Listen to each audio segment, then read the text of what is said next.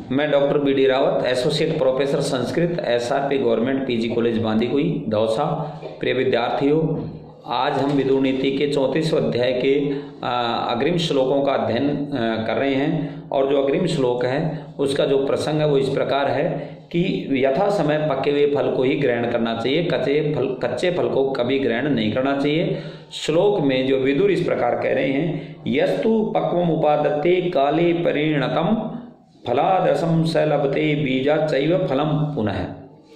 ये कह रहे हैं, इसका जो पदच्छेद है वो इस प्रकार है, यह तु पक्वम उपादत्ते काले परिणतम फलादरसम स लभते बीजात च एव फलम पुनः।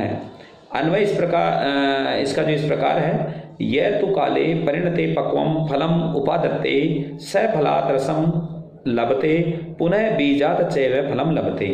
ये जो व्यक्ति काले परिणते समय आने पर, समय परिणते और जो परिपक्व अवस्था में जब आ जाता है, परिपक्व अवस्था में आने पर पक्वम फलम उपादत्ते, पके हुए फल का ग्रहण करता है। पक्वम पके हुए फलम, फल को उपादत्ते ग्रहण करता है। सैव वह जो है व्यक्ति फलात फल से रसम लभते, फल से तो रस की प्राप्ति करता है, और पुनः फिर से बीजात एव फलम लभते, और पुनः उस बीज से फल को प्राप्त करता है।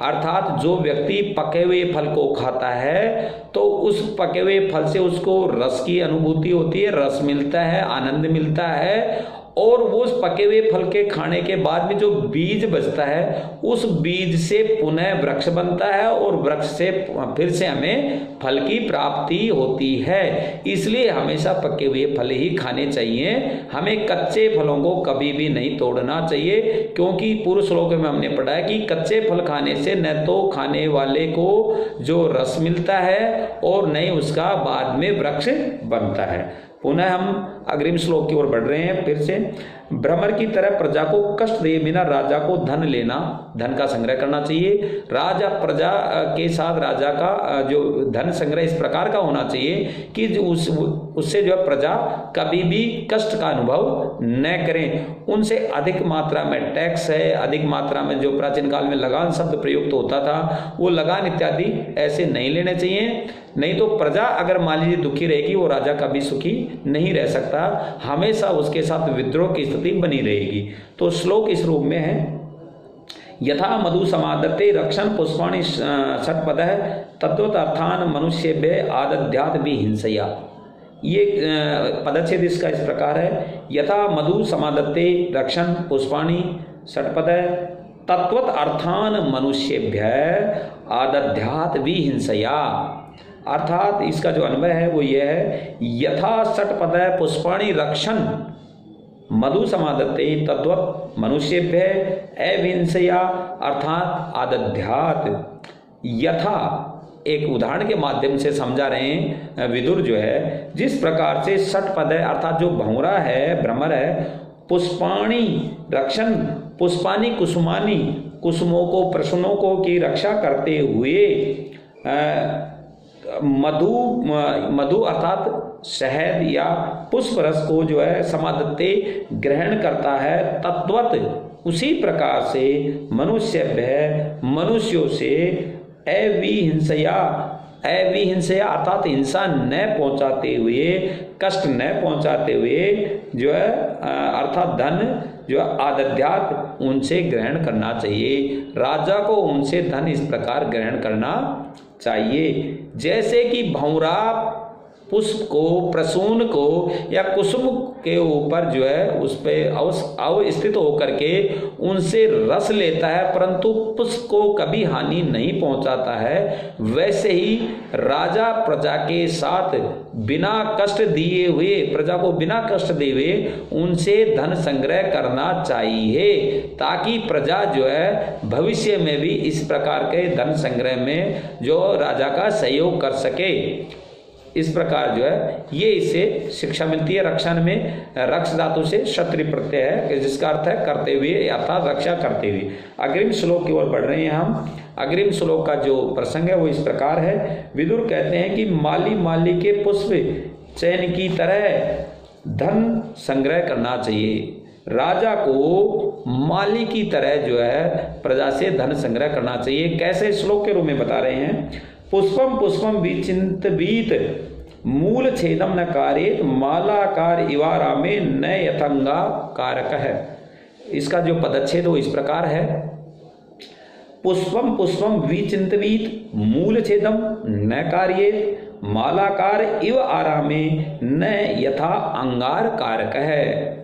अन्वय है, आरामे मालाकार है, इव पुष्पम पुष्पम विचिंतवीत अंगार कारक यथा मूल छेदम न कार्येत। किस प्रकार से जो है धन संग्रह करना चाहिए राजा को प्रजा से, उसका एक फिर से जो है उदाहरण दिया गया है। मालाकार अर्थात माली जो है वो इव माली की तरह से आरामे, आराम अर्थात यहाँ उद्यान से मतलब है बगीचे, बगीचे में पुष्पम पुष्पम विचिंतित विचिन्वित, जैसे बगीचे में माली एक एक फूल को चुनता है, तोड़ता है, तो उसे जो है वो वृक्ष सलामत रहता है। अंगार कारक है, अंगार कारक अर्थात कोयले की तरह, कोयले बनाने वाले की तरह, यथा उसकी तरह, मूल छेदम न कारेत, मूल छेदन नहीं करता है अर्थात वृक्ष को कभी नहीं काटता है। विदुर ये कह रहे हैं कि जो है माली जैसे एक एक जो है पुष्प का चयन करता है और पुष्प चयन करके वो इकट्ठे करके माला बनाता है, वैसे ही राजा को प्रजा से अल्प मात्रा में थोड़ा थोड़ा सभी से धन संग्रह करना चाहिए। ऐसे नहीं प्रजा को समूल नष्ट करके नहीं। उदाहरण दिया है एक उपमा अलंकार के माध्यम से कि अंगार कारक है अर्थात कोयला, कोयला जैसे कोयले के लिए पूरे वृक्ष को काट करके फिर कोयला बनाया जाता है। जब वृक्ष पुनः मिलेगा ही नहीं तो फिर से कोयला, फिर हम कोयला किस प्रकार से बनाएंगे। तो उस अंगार कारक कोयला बनाने वाले की तरह वृक्ष का मूल छेदन किए बिना, जैसे माली जो एक एक पुष्प का चयन करके और जो पुष्प संग्रह करता है, वैसे ही जो है राजा को धन संग्रह करना चाहिए, कोयला बनाने वाले के की तरह नहीं जो वृक्ष को जो है मूल ही नष्ट कर देता है। इस प्रकार जो है ये श्लोक है। अग्रिम श्लोक की ओर बढ़ रहे हैं हम। विदुर कहते हैं कि लाभ हानि का विचार करके ही कार्य करना चाहिए, हमें बिना विचारे कभी कोई कार्य नहीं करना चाहिए। किन्नु में शाद इदम कृत्वा किन्नु में शाद अकुर्वतः इति कर्माणि संचित्य कुर्याद वा पुरुषो नवा। कि इसमें कहा कि हमें सोचना चाहिए कि ऐसा करेंगे तो क्या होगा और ऐसा वैसा करेंगे तो क्या होगा। एक इसका जो पदच्छेद इस प्रकार है, कितनु में शात इदम कृत्वा कितनु में शात अकुर्वतः इति कर्माणि संचित्य कुर्याद वा पुरुषः नैवा।